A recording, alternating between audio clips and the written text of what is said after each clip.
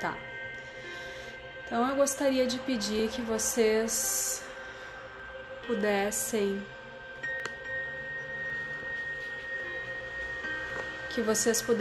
ir fechando os olhos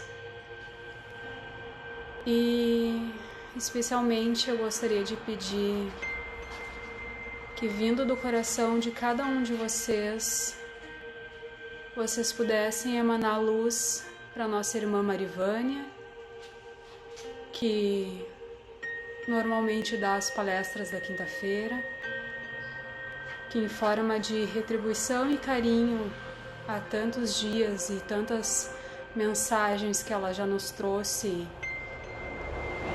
que nos acolheram o coração e nos trouxeram tantos ensinamentos, que ela possa receber de todos nós a nossa gratidão nessa noite, e que essa mesma luz que a gente emana para ela, que a gente possa emanar para cada um dos nossos irmãos que estão com dores físicas, com doenças, com problemas físicos, que eles possam receber as bênçãos do alto e dos nossos corações, e que também aqueles irmãos e nós mesmos, ainda doentes na nossa alma, que a gente possa se envolver nessa luz, envolvendo o nosso planeta tão necessitado, que a gente sinta a nossa centelha divina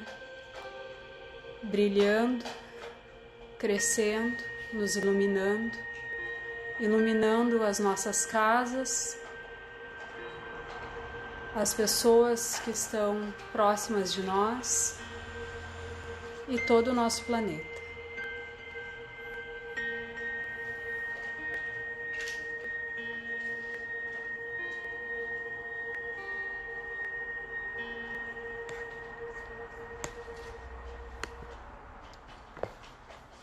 Bom, a palestra de hoje ela foi elaborada hoje mesmo, mas as coisas elas acabam tendo um porquê e um motivo, nada é à toa, né? E eu estava inicialmente pensando em não dar palestra por um tempo, porque eu não andava me sentindo muito bem, assim. E a função de quarentena já faz, eu acho que mais de um mês que a gente está nesse processo. Para mim, eu acredito que para a maioria de vocês surgiram vários momentos durante essa fase toda. Eu tive momentos que eu estava muito bem, que eu me senti ativa, produtiva, que eu acordava de manhã, fazia as coisas que eu precisava fazer, fazia atividade física dentro de casa, limpava a casa, fazia comida, lia livros, estudava, enfim, eu estava me sentindo super bem. E daí, em alguns outros momentos, eu estava simplesmente mais calma, mais tranquila, só que nem sempre a gente está assim. De vez em quando vem fases que a gente fica mais abatido, que a gente fica um pouco mais triste, por mais que a gente tenha a Casa Lucas, o Evangelho, alguns momentos o nosso coração ele aperta. E daí a gente pode, nessa fase toda, nesse processo, se sentir às vezes um pouco irritado, impaciente, até sem entender direito o que está acontecendo, ou às vezes por motivos como trabalho, que a gente não está podendo ir trabalhar e daí a gente fica em dúvida em relação à nossa saúde financeira, ou em dúvida em relação à nossa saúde física, a saúde física das pessoas que a gente ama, em dúvida sobre o que vai acontecer no futuro. E daí todas essas questões podem fazer às vezes que a gente fique desestabilizado.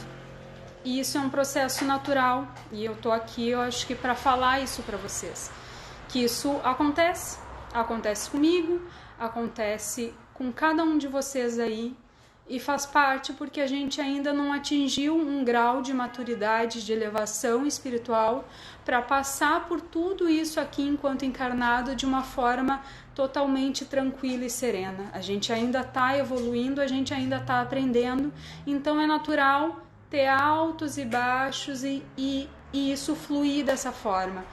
Mas o que é importante de fato? Como a gente responde a esses momentos, principalmente aos momentos que a gente não está tão bem. E daí a gente tem que buscar o que nos faz voltar a subir a nosso padrão vibratório. E em primeiro lugar a gente tem que ter consciência do que a gente sente. E eu acho que a gente está em quarentena, a gente está mais isolado em casa, faz com que a gente reflita mais sobre a forma da gente lidar com as questões, com o que a gente sente, com o que a gente passa, tanto no dia a dia quanto agora, nesse período. E daí, ontem, especialmente, eu tava num dia assim que eu não tava me sentindo muito bem comigo. Eu tava mais triste, eu tava com o coração apertado. Daí o meu namorado, ele veio falar comigo e me perguntar o que eu tinha, se eu tava bem, e eu falei pra ele que eu tava bem, mas não porque eu não quisesse dividir com ele o que eu tava sentindo, mas simplesmente porque eu não sabia direito o que falar. E às vezes a gente não tem bem o que falar, a gente só tá sentindo alguma coisa, às vezes precisa só ficar um pouquinho mais quieto, precisa só de um abraço, porque a gente também entende que isso passa.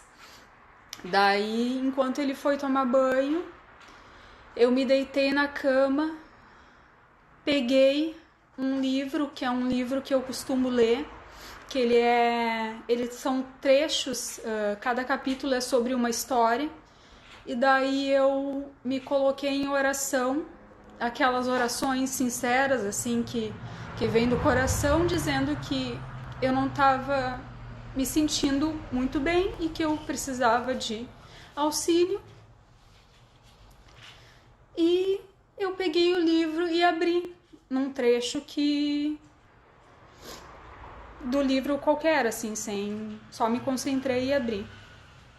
E o livro é A Sabedoria da Transformação, que é um livro da monja Coen, que eu gosto muito do que ela fala. Ela é uma monja budista e ela me ajuda bastante em alguns momentos, além da Casa Lucas e de tudo.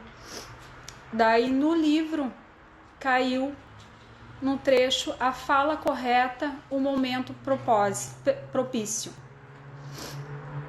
Daí nesse livro ela diz, nesse trecho, ela fala que ela foi num colégio e daí ela foi dar uma palestra, que ela foi convidada nesse colégio, e ao final da palestra uma das alunas de 16 anos procurou ela para conversar.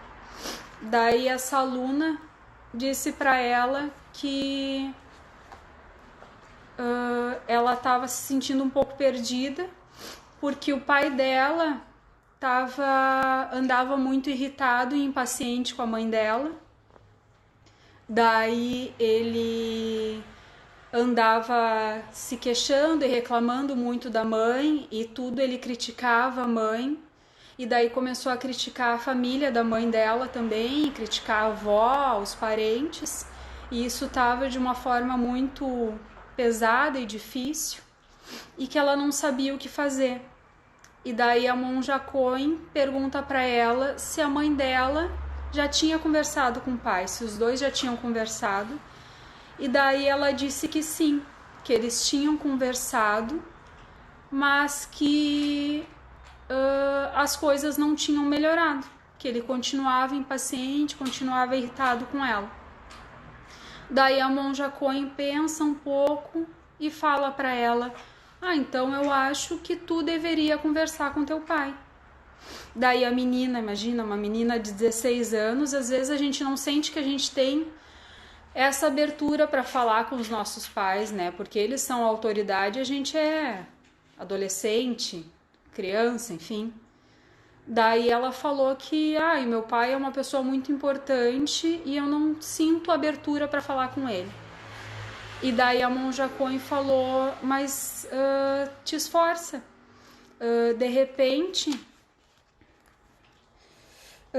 fala pro teu pai. Normalmente homens, eles são os responsáveis pelas finanças da família, pelo trabalho, e isso é muito comum ainda, não é mais tanto, mas ainda tem muitos homens que são os provedores da casa, ou se sentem como provedores da casa.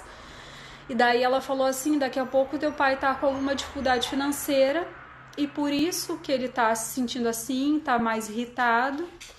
De repente, então, tu conversa com ele, pergunta se ele tá com alguma dificuldade nessa área e te dispõe a trabalhar para ajudar financeiramente o teu pai.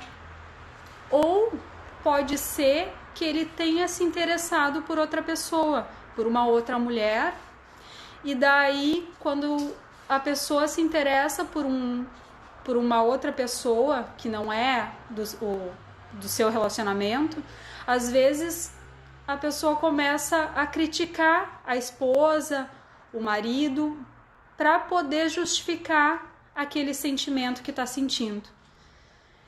Daí pergunta para ele se é uma dessas coisas que tu te dispõe a ajudar ele da melhor forma que for.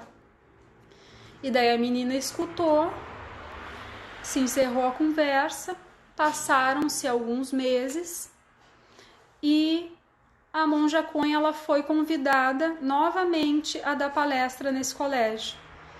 E daí a menina foi lá no final da palestra falar com a monja e agradeceu que ela conversou com o pai e que o pai agora tinha mudado de comportamento, que o pai estava se dando melhor com a mãe dela, que estava tudo tranquilo na casa. Daí a monja Coen fala que ela não entrou e não perguntou o que tinha acontecido, por que estava acontecendo aquilo, por que o pai melhorou, se o pai tinha se justificado ou não. Ela não entrou nesse mérito. O que foi importante disso que aconteceu? A maneira como falamos e a escolha do momento certo para falar podem ocasionar mudanças nos relacionamentos humanos. A fala amorosa e verdadeira pode causar impacto. A fala que reclama, insulta, exige e só provoca maiores desagravos e desentendimentos. Ou seja, se a menina tivesse ido questionar o pai dela de uma forma agressiva, por que tu tá brigando com a minha mãe, por que isso está acontecendo, talvez ela não tivesse esse resultado. Ela teve porque ela acolheu, ela foi lá e falou com o pai dela, pai, se tiver com algum problema eu te ajudo. Sabe, ela não foi criticar o pai dela porque ele estava brigando com a mãe, ela foi acolher. Se cada pessoa for capaz de observar a si mesma, em vez de exigir tanto dos outros, poderá causar transformações mais profundas e sutis nos relacionamentos individuais e sociais. Observe como você está se comportando, falando, pensando. Procure desenvolver um olhar de compreensão e ternura, como o da jovem em relação ao seu pai e sua família. Fale amorosamente e verdadeiramente, no momento certo, e se surpreenda. O que parecia impossível se torna possível e a harmonia se restabelece quando penetramos o nível do amor incondicional. E nada é por acaso. Uma das coisas que andava me deixando chateada era perceber em mim o quanto eu ainda tinha dificuldade em falar com as pessoas que eu gosto de uma forma serena, de uma forma tranquila. a minha autocrítica de perceber que eu ainda, na hora de expressar alguma coisa, em vez de eu expressar com amorosidade, que eu expressava reclamando ou com algum tom irritado, mesmo que fosse eu tentando controlar aquilo, não aquela coisa de explodir, mas internamente eu senti que eu ficava irritada e eu falava com alguma aspereza, por mais leve que fosse, estava dentro de mim aquilo. E isso é uma coisa que me incomoda muito. Me incomoda perceber isso e me incomoda a dificuldade que eu tenho em mudar isso ainda. É lógico que as coisas elas são um processo e que isso acontece aos poucos e que é um exercício que a gente vai aprendendo. Mas é esse momento que a gente está dentro de casa, mas convivendo de forma mais intensa, ou com marido, namorado, pai, mãe, irmão, é um momento que essas coisas são mais perceptíveis e que a gente tem que se voltar mais para o nosso interior para trabalhar essas questões. Daí hoje me foi pedido para fazer a palestra, porque a Marivânia não poderia. E de novo eu me coloquei em oração e fui abrir o Evangelho segundo o Espiritismo para ver se me inspirava em um tema para falar. Daí no Evangelho segundo o Espiritismo eu abri na parte de perfeição,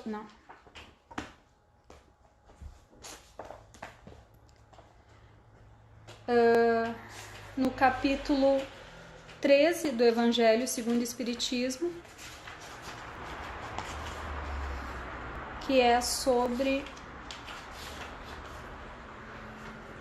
a piedade. Só que daí, abrindo esse trecho do Evangelho segundo o Espiritismo, a piedade, eu li ele e daí eu fui buscar no Google sobre piedade, ver se o Chico Xavier e o Emmanuel falavam alguma coisa sobre isso. E daí eu achei esse texto, Piedade do Verbo. Não ouvides aquela piedade ao alcance de todos, grande e nobre em todos os lances da vida. Ampara sem ferir e socorre sem humilhar.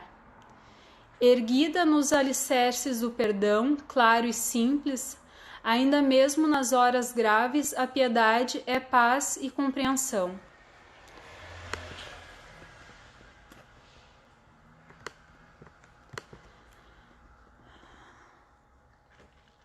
Referimo-nos à piedade do Verbo, sem a qual o ouro e o pão da beneficência amargam mais que o fel. Não te esqueças da palavra que reergue e abençoa, e que, sendo amparo e renovação, brilha no mundo à maneira de luz solar. Fácil será sempre distinguir os fracassos e os erros, as mazelas e as deserções.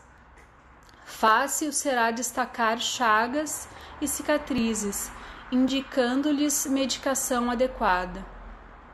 Entretanto, o amor que vem do alto, levantando almas e vidas, usa o verbo mágico do entendimento que reconforta e restaura. Grande serás no mundo, repartindo as sobras da mesa e os recursos da bolsa em favor daqueles que te partilham a marcha humana. No entanto, será bem-aventurado pela palavra consoladora com que operes a ressurreição das esperanças semimortas. Em casa ou na via pública, à frente dos homens ou diante da natureza, não condenes onde não possas auxiliar. Cala a frase impensada, adoça a inflexão de tua voz e conversa auxiliando. Muitos semeiam moedas e distribuem alimento, diminuindo o tiranizante poder da penúria. Muitos espalham o alfabeto e a instrução, reduzindo a influência da ignorância. Entretanto, somente pelo verbo compassivo é que a caridade se faz amor e que a cultura se converte em educação ante a misericórdia e a justiça de Deus. Esse texto ele acaba fechando com um texto que eu li para vocês da Monja Coen sobre o que a gente conversou sobre o poder da palavra bem colocada, sem ferir, sem agredir, bem intencionada, que se a gente não tem algo positivo e benéfico para falar, que a gente se cale e que talvez a gente, com o tempo, exercendo isso, a gente consiga calar também internamente, que em algum momento daí isso não surja nem lá dentro de nós, aquele sentimento de irritação, aquele pensamento de querer corrigir todo mundo, de querer corrigir os outros, achando que eu tô sempre certo, que os outros estão errados. São coisas que a gente tem que ir refletindo. Daí no Evangelho segundo o Espiritismo, a piedade pelo Espírito Miguel, em Bordeaux, 1862. A piedade é a virtude que mais vos aproxima dos anjos. É a irmã da caridade que vos conduz até Deus. Deixai vosso coração entenecer-se diante das misérias e dos sofrimentos de vossos semelhantes. Vossas lágrimas são um bálsamo que verteis sobre suas feridas, e quando tocados por uma doce simpatia, conseguis restituir-lhes a esperança e a resignação. Que ventura experimentais! Essa ventura tem, é verdade, uma certa amargura, pois nasce ao lado da adversidade. Mas se ele não apresenta o forte sabor das lágrimas mundanas, também não traz as pungentes decepções do vazio deixado por estas. Pelo contrário, há uma suavidade penetrante que encanta a alma. Aqui ele está falando que esses prazeres mundanos que a gente tanto às vezes busca e vai atrás de alegrias terrenas, simplesmente, que a piedade, na verdade, é um sentimento que ele é muito maior e que, por mais que doa um pouco ver, às vezes, a gente se compadecer de um irmão que não está bem, que está em sofrimento, que isso, para nossa alma e para o nosso coração, é um sentimento tão grande e tão valoroso que é muito maior do que qualquer bem terreno. A piedade bem sentida é o amor. O amor é devotamento. O devotamento é o esquecimento de si mesmo. E esse esquecimento, essa abnegação em favor dos infelizes, é a virtude por excelência. Aquela que o Divino Mestre praticou em toda a sua vida e ensinou em sua doutrina tão santa e sublime. Quando essa doutrina for devolvida à sua pureza primitiva, quando for admitida por todos os povos, ela trará felicidade à terra, fazendo reinar na sua face a concórdia, a paz e o amor. E se a gente parar para pensar nesse momento que a gente está em casa e que a gente vê e se preocupa também tanto com tantos irmãos que estão sem emprego, que estão com dificuldade de conseguir até alimento, as diversas dificuldades que estão surgindo em decorrência dessa pandemia, o quanto isso não nos faz parar para olhar para isso, que quando a gente está na correria do dia a dia, às vezes trabalhando e tão voltados para as nossas vidas, a gente não enxerga o outro que está ali do nosso lado, que está necessitado da nossa piedade, do nosso olhar, da gente que pode fazer alguma coisa, mesmo que seja olhar para essa pessoa, conversar, parar, dar alguma atenção, que olhar para os outros povos do mundo todo, que isso é um sentimento que talvez seja mais desperto depois de tudo isso que a gente está passando, a piedade uns com os outros.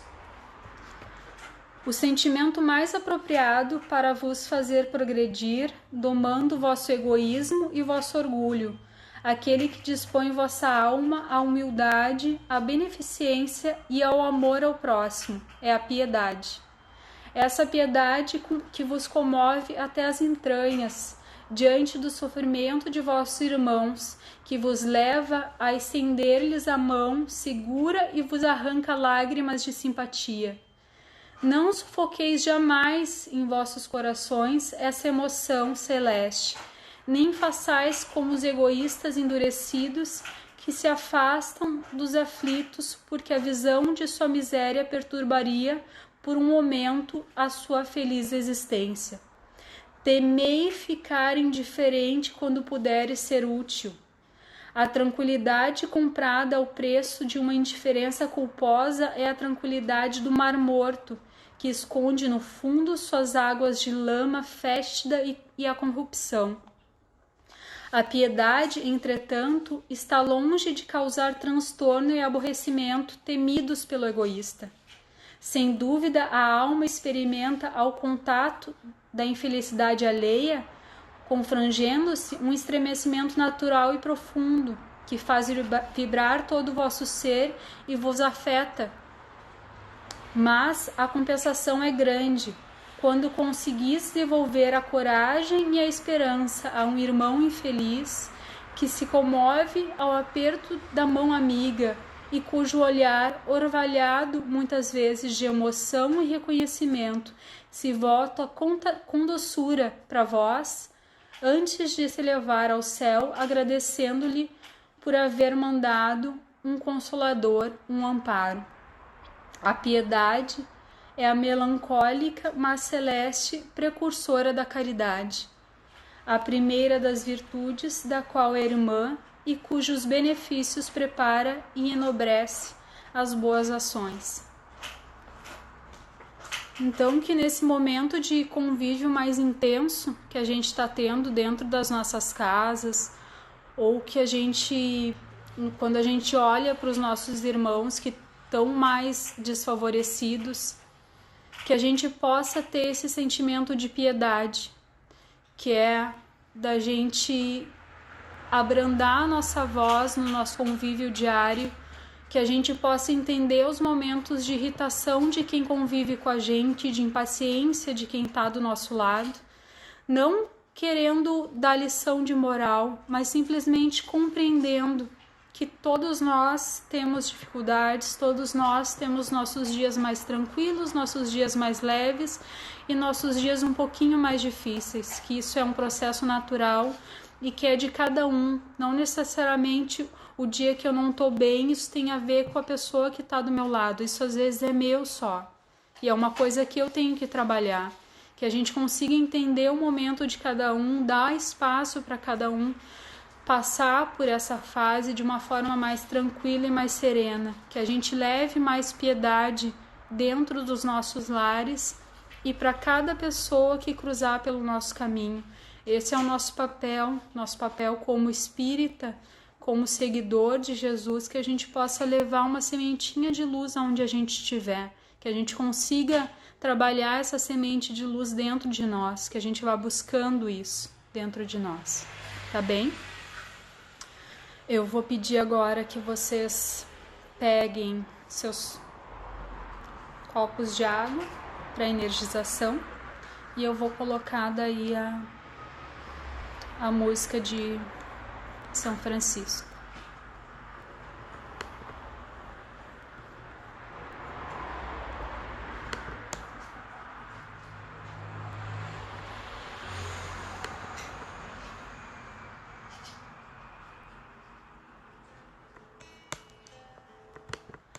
Eu peguei uma versão diferente dessa música porque quando eu ouvi ela, minha sensação era de que a gente estava cantando junto lá na Casa Lucas de Assis, que era mais ou menos como eu ouvia.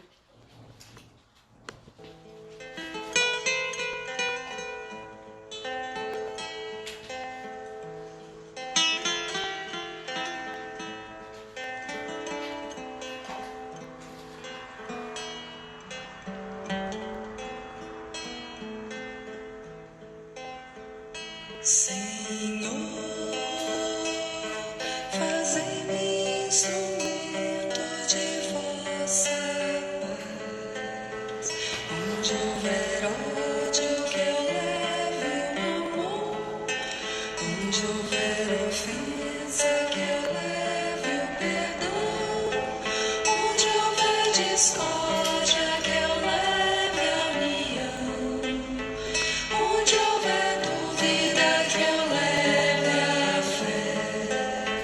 Onde houver erro, que eu leve a verdade. Onde houver desespero, que eu leve a esperança. Onde houver tristeza, que eu leve a alegria.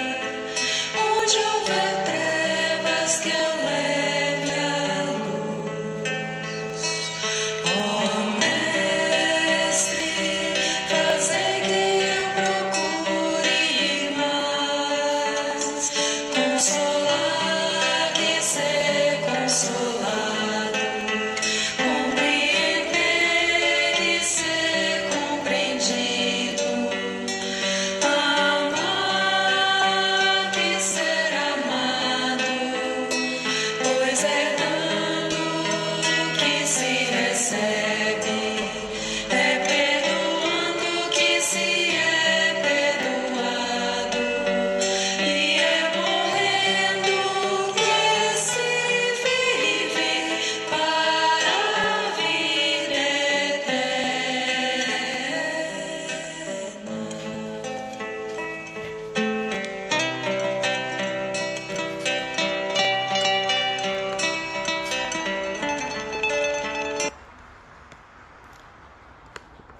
Boa noite a todos, paz e bem.